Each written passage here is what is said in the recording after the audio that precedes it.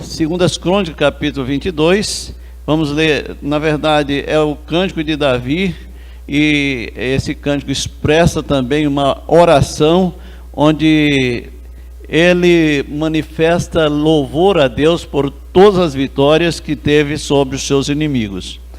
Inicia o texto dizendo que Davi cantou ao Senhor este cântico, quando ele o livrou das mãos de todos os seus inimigos e das mãos de Saul, dizendo: o Senhor é a minha rocha, a minha fortaleza, o meu libertador, o meu Deus, a minha rocha.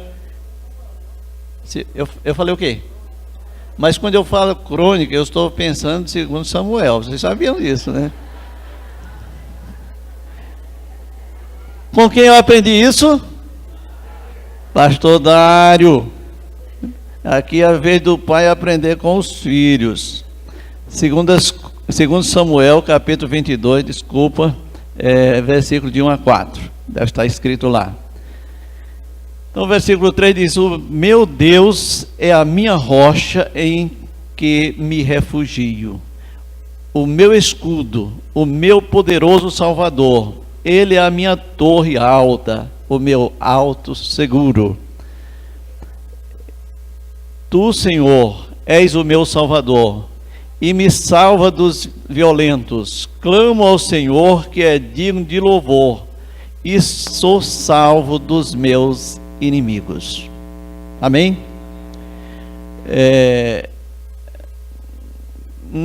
Usando esse texto, e se vocês acompanhassem, ou se depois tiverem o cuidado de ler, perceberão que Davi louva ao Senhor, mas nesse louvor ele manifesta também as aflições que ele passou diante dos seus inimigos. Então, naturalmente, nós estamos muito conscientes, e hoje nós estaremos fazendo algumas considerações sobre oração, iniciando por alguns conceitos que nós colhemos para passar a vocês, mas eu tenho certeza que todos vocês sabem aquilo que eu vou falar. Que oração é o quê? Oração não é um monólogo. Oração é um diálogo com Deus, tá certo? Oração é um diálogo com Deus. Se a oração não for um diálogo com Deus, ela deixa de ser oração. Pensem nisso. A primeira coisa que você precisa saber, a coisa elementar de oração, é que você saiba que oração não é um monólogo.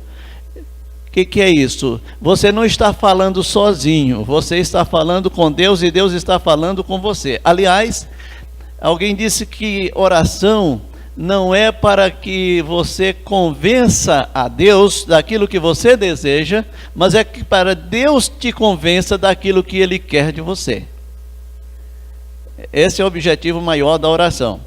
Então, necessário que nós entendamos primeiramente esses conceitos de oração, que ele não é um monólogo, que ele é um diálogo, e eu tenho quase certeza que pelo menos 50% de vocês, nesses dias que estão vivenciando oração, que melhoraram a sua vida de oração, vocês já têm percebido isso. Deus já tem falado a vocês, e as respostas de oração que Deus tem dado, tem sido suficiente para vocês entenderem a importância da oração. Mahatma Gandhi, ele diz o seguinte: a minha arma mais poderosa é a oração silenciosa.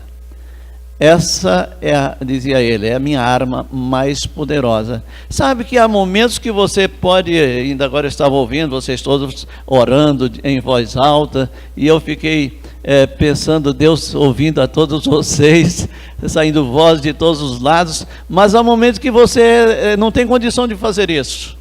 Imagine que você está na fila do banco e você não pode fazer o que você fez aqui, mas você vai poder ter uma oração silenciosa. Imagine que você vai no coletivo e você não quer incomodar quem está ao seu lado, mas você pode estar ali orando silenciosamente. Estou certo? Então, essa oração silenciosa é que Mahatma Gandhi dizia que era a sua arma poderosa. Então, use de orar não somente naquele momento em que você pode expressar em alto e bom som, mas também naqueles momentos que silenciosamente Deus vai te ouvindo no seio da sociedade.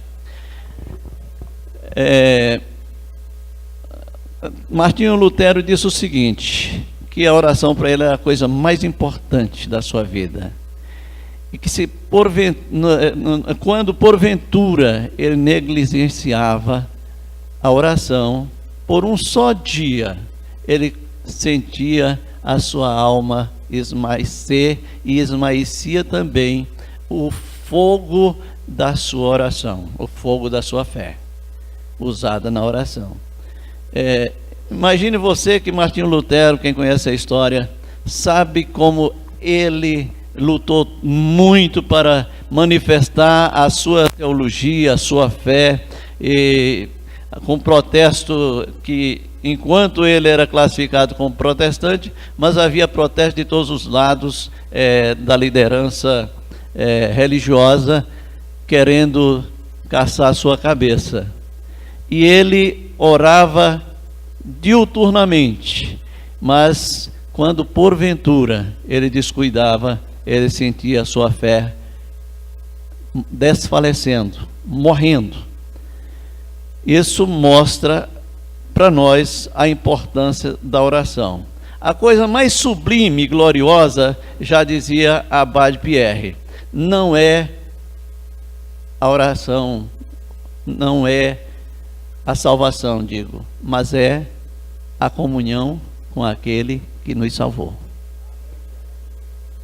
E você sabe o que é isso?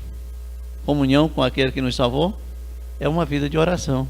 É uma vida de intimidade com Deus. Em oração nós louvamos ao Senhor. Em oração nós sorrimos diante do Senhor. Em oração nós choramos diante do Senhor. E em oração nós clamamos diante do Senhor. Essa conclusão, é claro, é nossa, por isso que eu não escrevi em nome de ninguém. Porque é a experiência minha, é a experiência sua, foi a experiência de Davi. Tanta gente gosta de ler os salmos de Davi, mas é naqueles salmos que ele chora, é naquele salmo que ele canta, é naquele salmo que ele sorri, é naquele salmo que ele clama, é naqueles salmos que ele manifesta desespero, aflição, mas nada mais é do que oração diante de Deus. Portanto, a sua oração não tem que ser formal. Alguém já disse que é melhor você orar do que verbalizar. Isso significa dizer que não precisa você falar bonito, como alguns até às vezes deixam de orar porque não sabe falar bonito, como bonito fala o seu irmão, mas a oração não deve ser uma verbalização, deve ser um ato de comunhão com o Senhor. Alguém já disse que um homem não crente pode orar, mas é impossível que um crente possa deixar de orar. É impossível que um crente possa deixar de orar. Portanto, amados, esses são apenas alguns conceitos de oração. E eu sei que vocês podem conhecer muitos outros e estabelecer outros conceitos. Mas esses são alguns conceitos que eu julgo muito importante. Que eu julgo importante porque através dessa oração, e eu me lembro um dia o pastor Dário chegou e falou aqui que um determinado irmão lhe perguntou quando é que ia parar a tocha do amor. Aliás, a tocha da oração. Do amor também não deve parar, mas da oração. E ele nos falou aqui, vocês ouviram que ele disse: enquanto Cristo não vier, a gente vai estar orando, não é verdade? Então, alguém disse que para que isso aconteça é necessário que você tenha uma consciência tão simples. Que consciência simples é essa? que a oração deve ser para nós um privilégio e não uma obrigação. Se para você a oração, a tocha da oração estava sendo uma obrigação, você vai parar agora. Por ser agora livre para lá na sua célula, você estabelecer o seu tempo e horário de oração. Mas, se para você orar é um privilégio, você vai multiplicar o seu tempo de oração. Vai multiplicar diuturnamente, porque quanto mais você ora, mais você quer orar. Porque através da oração você aquece também a sua fé. Através da oração você sente a presença de Deus. E quem não gosta de estar na presença de Deus? Imagino que todos nós gostamos. Então, a próxima consideração que nós estamos fazendo sobre a oração é o desafio à oração. Primeiro nós vamos observar os desafios de Deus. E nós usamos texto bem conhecido pela igreja, mas às vezes não relacionado àquilo que é oração. O profeta Jeremias, ele disse, expressando a vontade de Deus, a mensagem de Deus, ele diz: buscar-me-eis e me achareis, quando me buscar de todo coração. Buscar-me-eis e me achareis, quando me buscar de todo o coração.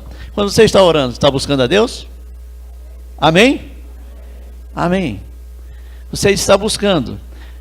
Precisa só entender que tem que buscá-lo de todo o coração.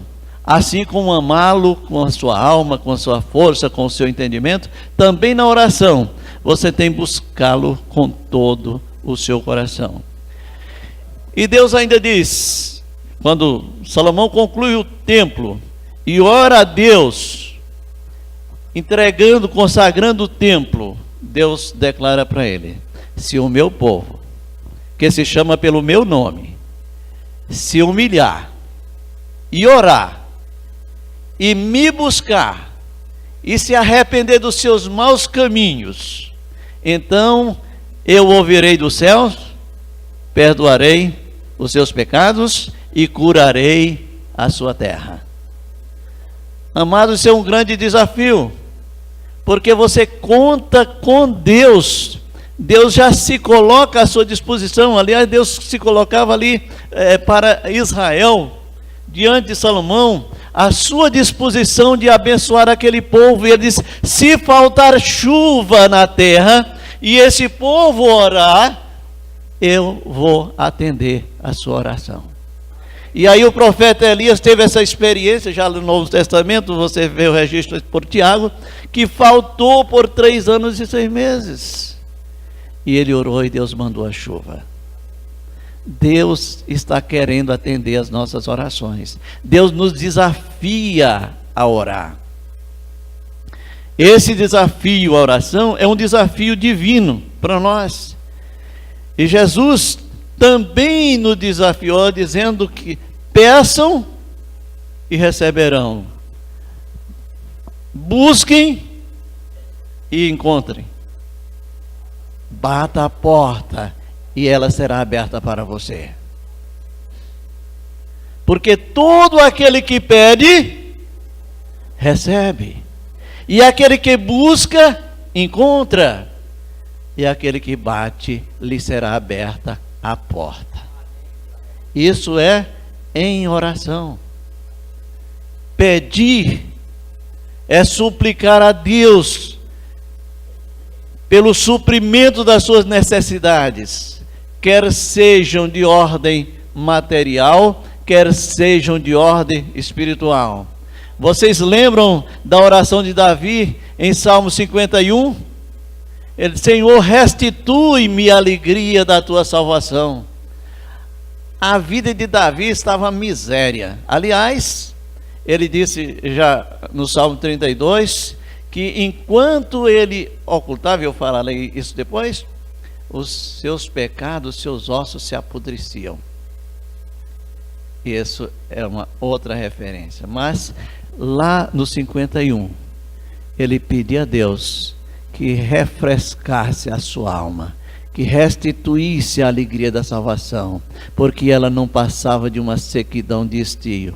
Há muitas vezes nós estamos recebendo aqui pedido por alguém que está doente, por alguém que está sem emprego, por alguém que não tem casa para morar e por uma série de coisas. E muitas vezes eu fico a perguntar: será que essa igreja não está precisando fazer a oração de Davi? Senhor, restitui-me a alegria da minha salvação, ou da tua salvação. Sabe por quê, irmãos? Porque Davi estava sentindo a sua alma como em uma sequidão de estio, porque ele havia pecado, e ele havia ocultado o seu pecado.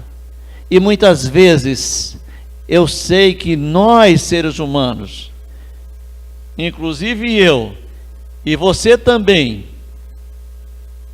desonra o Senhor em muitas situações, e nós precisamos pedir para Deus também a restituição da alegria da sua salvação para nós.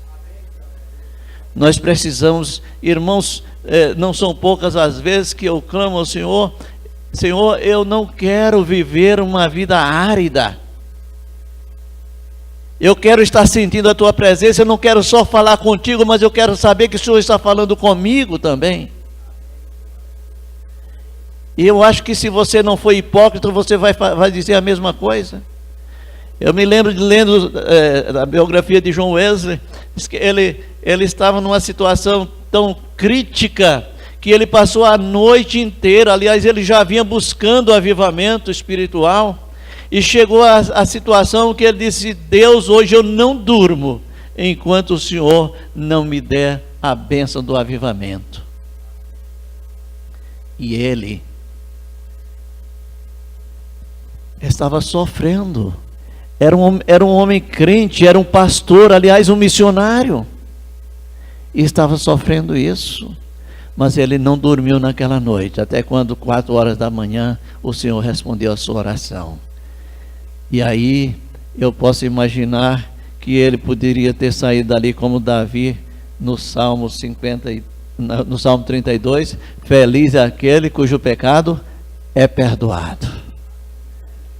Aliás, eu costumava dar o meu testemunho e dizer que no dia em que eu aceitei a Cristo, quando eu saí de casa, eu já estava decidido que eu ia aceitar a Cristo, mas nada tinha alterado na minha vida.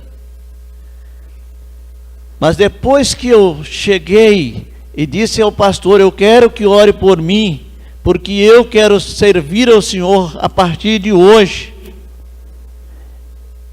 Naquele momento houve assim, um estouro de alegria no meu coração, e eu voltei para casa com tanta felicidade.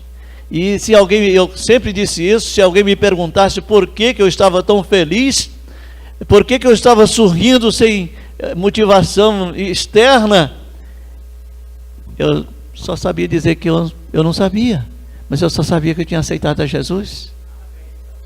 E agora, quando eu li outra vez o Salmo 32, eu percebi, é porque naquele dia meus pecados todos foram perdoados, e eu fui lavado pelo sangue de Jesus, e eu fui purificado, e só agora foi que eu descobri porque aquela alegria foi tão grande na minha vida. E muitas vezes você está perdendo essa bênção por não confessar seus pecados diante do Senhor e diante daquela pessoa a quem você precisa confessar, e sobretudo dizer para Satanás que você não vai ocultar o seu pecado, porque quem lava é o sangue de Jesus. E é o desafio também do coração. Esse desafio eu peguei exatamente aí do texto devocional, onde Davi louva o Senhor, porque ele reconhece que o Senhor é a sua rocha, que o Senhor é a sua fortaleza, que o Senhor é o seu libertador, que o Senhor é o seu refúgio. E irmãos, vocês sabem por que ele disse tudo isso? Porque Davi sofreu ameaça de morte, porque Davi sofreu ameaça de destruição, porque Davi ficou apavorado em algumas situações, porque Davi foi ameaçado de ser jogado na sepultura, e Davi teve todas essas ameaças. Davi foi ameaçado pelo rei Saul, Davi foi ameaçado por exércitos inimigos, filisteus, o seu próprio filho. Enfim, foram grandes as ameaças e grandes as possibilidades. O iminente era a sua morte, mas o Senhor esteve com ele, e o Senhor livrou, e ele não esqueceu disso. Ele não esqueceu. Por isso, esse cântico aqui está registrado também no Salmo 18. Se você percebe, quase que o texto foi copiado no Salmo 18, quando Davi, mais uma vez, esse cântico é registrado. Então, quando você pensar, às vezes estamos aqui em oração, e o irmão diz assim: mas eu não sei orar. Fala para o Senhor das tuas aflições, fala para o Senhor das tuas necessidades, mas fala também para o Senhor da sua gratidão. Fala para o Senhor do seu reconhecimento, da grandeza dele na sua vida, da operosidade do seu espírito, o que ele tem feito na sua família, o que ele tem feito na sua saúde, o que ele tem feito nas suas finanças, o que ele tem feito no relacionamento seus com a igreja e com outras pessoas. Começa a louvar o Senhor por isso. Tem uma ovelha minha que já partiu para o Senhor, e uma vez eu distribuí, em outra igreja, não era nessa, uma responsabilidade, mas já citei isso aqui, de oração também, e naquela oportunidade, a gente estava recomendando que todas as pessoas passassem pelo menos 15 minutos em oração, cada um individualmente. E eu disse: o que eu vou ficar fazendo 15 minutos orando? O que eu vou dizer para Deus em 15 minutos? Eu não tenho muito o que falar. Mas ele começou. E aquela campanha era só de 30 dias. Quando chegou aos 30 dias, ele já estava passando 30 minutos. E ele queria passar mais de 30 minutos orando. E é assim, quando você começa a conversar com o Pai, você acha graça diante do Pai, e você se sente bem diante do Pai, e você começa a ver que não é uma obrigação, mas é um privilégio. É um privilégio. Agora, quando é apenas uma obrigação, porque o meu líder disse que eu tenho que passar 10 minutos orando, esse negócio fica pesado, sabia? Ora, passar 10 minutos dizendo o que para Deus? Se eu nunca passei nenhum, vou passar 10. Né? Isso é obrigação. Agora, quando é privilégio, lhe é dada a oportunidade de 10 minutos e você passa 30 minutos. E eu ouvi o testemunho da irmã dizendo: nós passamos 1h30. Alguém do mídia aí, 1h30 diante do Senhor, orando. Irmãos, oração é algo prazeroso.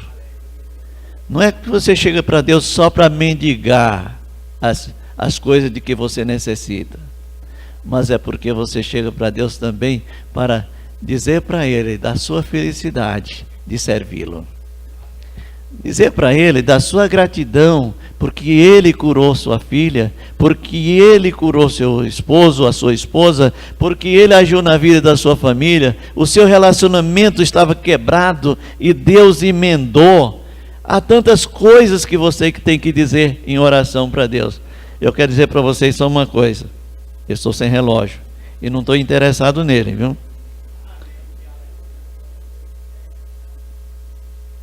Então, irmãos, pensem sobre isso.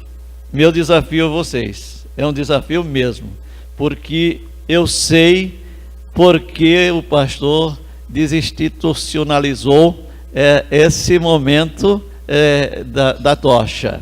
Eu sei o peso que estava sendo para supervisionar, mas eu sei que a igreja vai orar muito mais, porque as celas, os líderes, eles já pegaram fogo, e esse fogo não vai apagar. Deus vai estar tendo pessoas de joelhos todos os dias, como já dizia Taylor, eu falei Moody, mas Taylor, ele disse: passei 40 anos na China, onde o sol nunca nasceu sem que eu estivesse de joelho diante do Senhor, em oração. 40 anos, irmãos. Mas pastor era um missionário. Mas sabe que esse missionário queria estar diante de Deus? Porque ele queria ver o crescimento do reino de Deus. Ele queria ver o crescimento do reino de Deus. E nós também queremos ou não queremos? Amém. A pergunta que eu fiz não cabia um amém. Sim ou não, né? Sim ou não? Amém. Agora sim. Agora tá. E a terceira consideração que nós vamos fazer é a questão do combustível da oração. Isso aqui é muito precioso. Isso aqui para mim é meu problema, irmão. Se vocês pensam que eu não tenho problema, meu problema maior é esse aqui. O combustível da oração.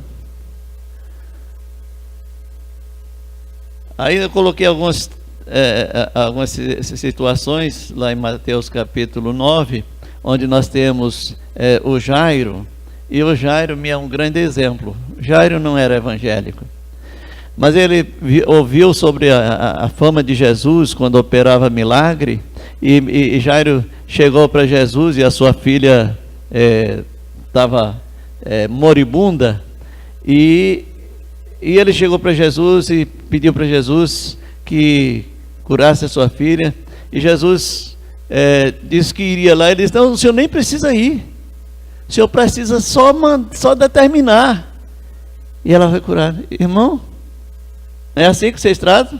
Não, eu quero o pastor lá em casa, porque o líder é o líder. Não, eu quero mesmo o pastor, tá certo? Não é assim? Uma vez, tinha um irmão aqui na igreja, está aqui diante de mim, não sei, talvez eu quero até que ele tenha esquecido, mas ele me ligou: irmão, pastor, eu queria que o senhor viesse aqui em casa, porque tem uma senhora aqui que quer aceitar a Cristo. E Cristo está amarrado na minha cintura, rapaz? O Cristo que eu tenho é o Cristo que tu tens, rapaz. Ora com essa mulher, homem. Mas sabe, nós precisamos crer. Aliás, eu até lá na conclusão copiei algo que eu li de alguém que eu achei bem interessante. Precisamos crer que Cristo está em mim, e eu posso orar pela pessoa e as coisas vão acontecer. Eu posso pedir. Eu me lembro que numa determinada ocasião eu estava trabalhando numa família que recém-chegada na igreja, e essa família vinha da macumbaria, e eu cheguei em casa do trabalho, a minha esposa disse: olha, Satanás está fazendo um ninho lá naquela casa. E eu disse: agora eu vou para lá para esse ninho de Satanás, então é mais fácil eu pedir a Deus que vá na minha frente e tire Satanás de lá.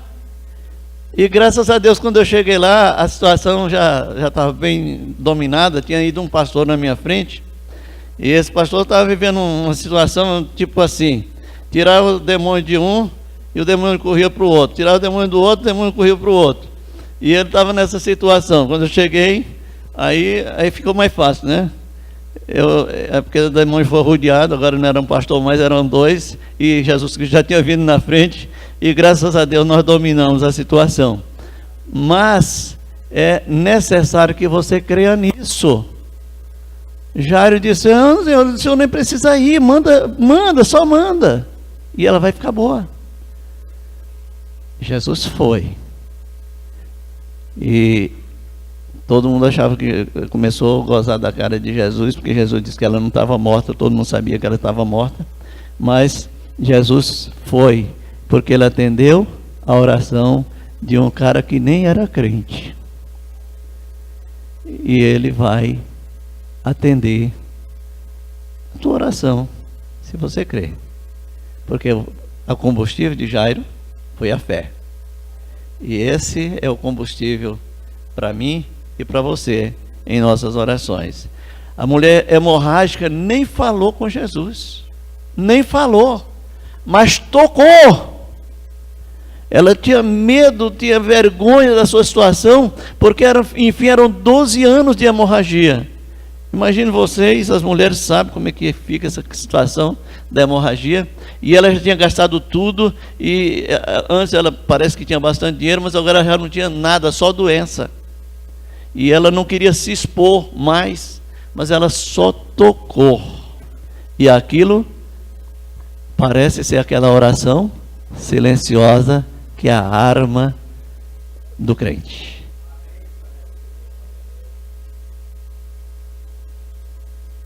Importante não é a verbalização, importante é a oração.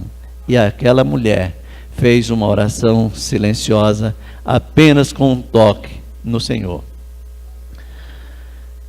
E no mesmo texto conta a história daqueles 2 cegos que buscaram a Jesus para ser curado. Eu achei, sabe que esse negócio parecia que estava saltando agora, brilhando assim nas páginas da Bíblia. Porque Jesus disse para aqueles 2 cegos que desejavam ser curados uma coisa que eu imagino que ele está dizendo para mim e está dizendo para vocês. Foi que ele disse? Tudo seja feito conforme a tua ou a fé de vocês. Tudo seja feito conforme a fé de vocês. As orações que você faz, elas serão respondidas de acordo com a fé que vocês têm no Senhor. A fé é o combustível para que a oração funcione.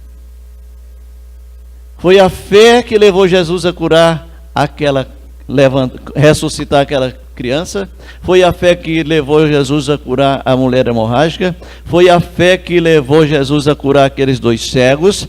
E nós pegamos um outro exemplo de fé também que nos chama muita atenção, sempre nos chamou a atenção, é o caso de Moisés. Moisés, pela fé, desistiu de viver das delícias do faraó no Egito para servir a Deus com um povo rebelde e contradizente. Ele preferiu ser maltratado pelo povo. Por quê?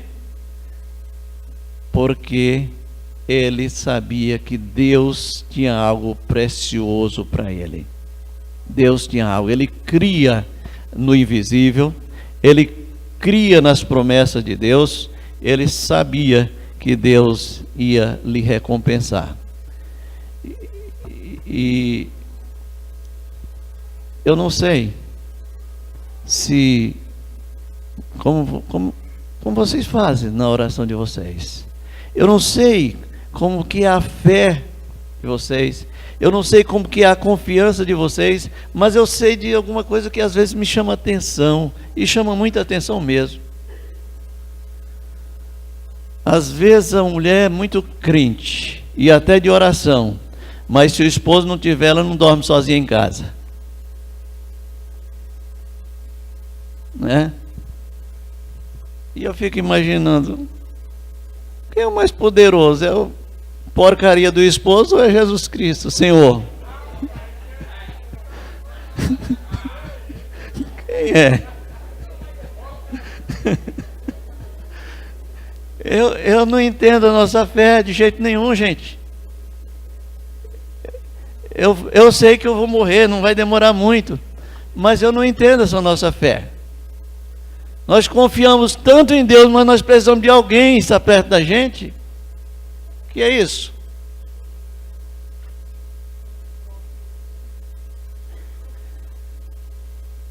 Tem algumas crianças aí de oração, mas se os pais não estiverem presentes, eles se sentem inseguros. E eu acho que a gente tem que rever esses conceitos. Nós precisamos examinar a nossa confiança em Deus, examinar esse combustível que é a fé quando nós oramos, porque isso me parece muito importante para que nós possamos dar mais testemunho do que o Senhor está fazendo em nossas vidas, para que nós possamos testemunhar melhor do que Ele está fazendo em nossa igreja, para que prodígios aconteçam. Se alguém começar a falar sobre isso, daqui a pouco vai estar classificado como alguém reformado na sua fé. Não tem nada a reformar. Precisamos crer na recompensa do Senhor, ter esperança de que aquilo que eu estou pedindo eu vou receber do Senhor. Isso é oração. Mas se não for assim, talvez não passe de verbalização. Precisamos estar examinando a nossa fé, até onde ela está alcançando o Senhor. E finalmente nós temos o empecilho à oração. O que impede a oração funcionar bem? E aqui onde eu disse que eu copiei algo que eu achei interessante do William McDowell. Esse nome aí está totalmente fora do meu conhecimento. Mas ele disse o seguinte: o grande pecado da igreja moderna é a falta de perspectiva. E acrescentou: nós oramos, mas na realidade não esperamos que algo aconteça. Será que isso acontece com a gente? Nós temos convicção de que aquilo que nós estamos pedindo, nós vamos receber? Se não houver isso, nós já estamos pecando, porque está faltando a fé, e sem fé é impossível agradar a Deus. Sem fé é impossível agradar a Deus. Na opinião dele, isso é o grande pecado da igreja moderna, é a falta de perspectiva, é a falta de esperar que realmente algo esteja acontecendo. Muitas vezes nós já temos ouvido aquela ilustração da igreja que estava orando, e uma criança estava acompanhando a igreja, a criança pegou o guarda-chuva para levar, mas não estava chovendo, a igreja estava pedindo chuva, e foi chamada a atenção por que ela ia levar. Ela disse: porque nós vamos pedir chuva e Deus vai mandar e eu vou precisar. Mas isso era uma criança que estava entendendo assim. Os adultos não estavam entendendo, tanto é que ignoraram o fato. E isso é que esse bispo chamou de o grande pecado da igreja moderna. O pecado, reconhece Isaías, nos separa de Deus. Isaías 59, 2. Deus não está surdo, que não possa ouvir, não está com as suas mãos encolhidas, que não esteja estendida para nós, mas os nossos pecados fazem separação entre nós e o nosso Deus. Irmãos, então significa que o pecado é uma miséria, não é verdade? O pecado mata a alma, o pecado impede a comunhão com Deus, o pecado impede a visão de Deus, e o pecado impede a pessoa de ir ao céu. Por isso que a gente precisa ser crente mesmo. E a gente precisa começar arrependendo dos nossos pecados, para que a gente possa cortar essa espessa cortina que nos separa de Deus, chamada pecado. Davi sentiu arrebentado nos seus ossos, até confessar os seus pecados. Está lá nesse texto que nós colocamos. Tiago sugere confissão dos pecados a quem quer receber cura. Se você quer cura para a sua alma, primeira coisa é confessar os seus pecados. Salomão, ele disse: quem esconde os seus pecados jamais prosperará. Se você esconde seu pecado, pode saber, pode vir, daqui a pouco você vai entrar em crise, pode faltar o emprego, o trabalho pode não render, porque você está escondendo o pecado. É bíblico, é de certa forma uma declaração que você precisa considerar. Quem esconde os seus pecados jamais prosperará. Agora, aquele que reconhece o seu pecado e dele se arrepende e deixa, então esse alcança a misericórdia do Senhor. Então, se a oração tem o pecado como um empecilho, e isso a gente percebe, até eu coloquei o texto de Mateus 27, 45 e 46, onde o pecado separou até Jesus Cristo do Pai. Pensem como o pecado é realmente perigoso.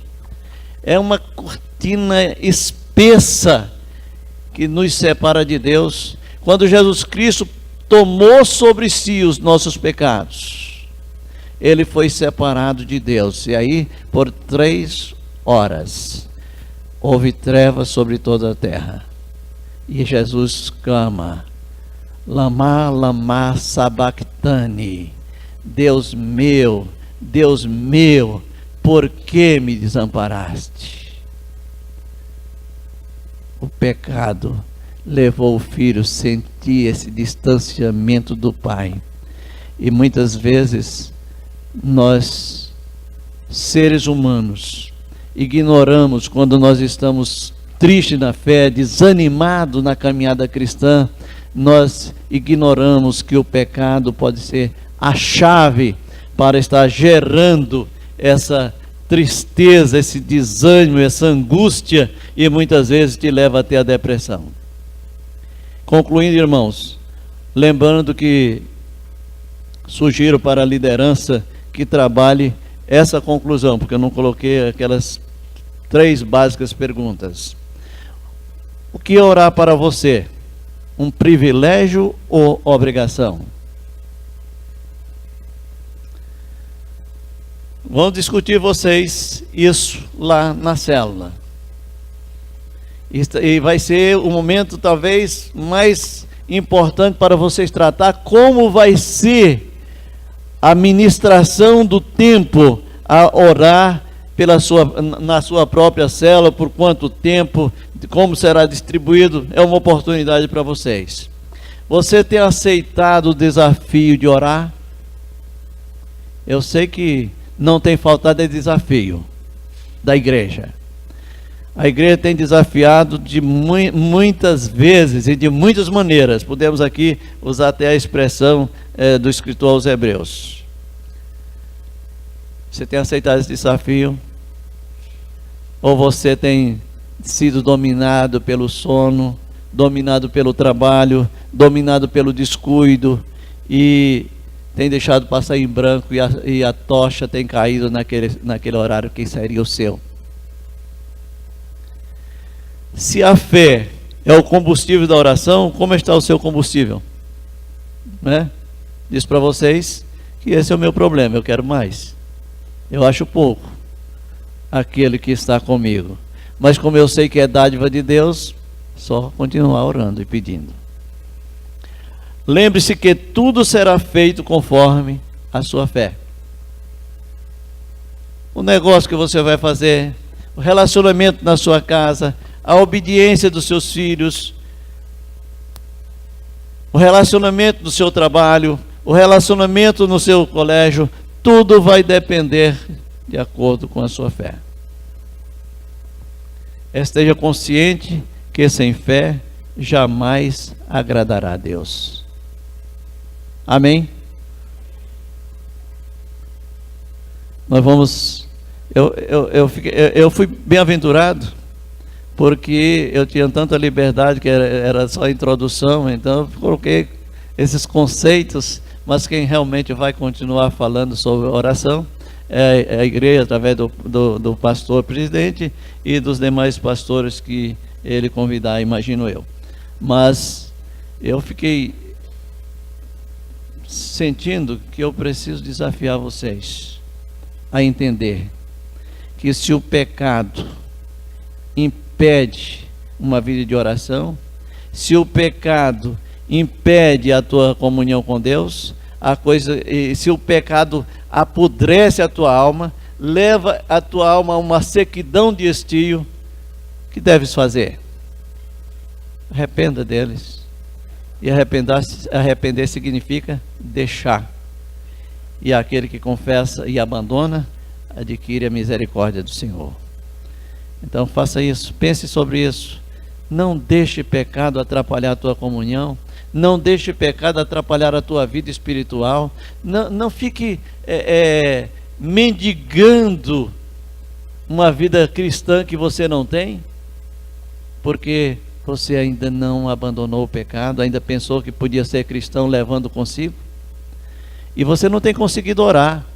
E às vezes quando você vai orar, você vai fazer monólogo, você não vai fazer diálogo. Isso não é bom. Você precisa estar fazendo diálogo com Deus, mas o diálogo com Deus precisa ter uma vida de santidade, onde o pecado seja rejeitado por você, com todo o ímpeto do seu coração, com toda a sua força, com todo o seu entendimento. Não deixe que ele chegue a você. Seja capaz de repeli-lo antes que ele chegue, ou melhor, logo na tentação, a fim de que ela não gere o pecado. Que Deus nos abençoe e que você esteja disposto a atender esse desafio.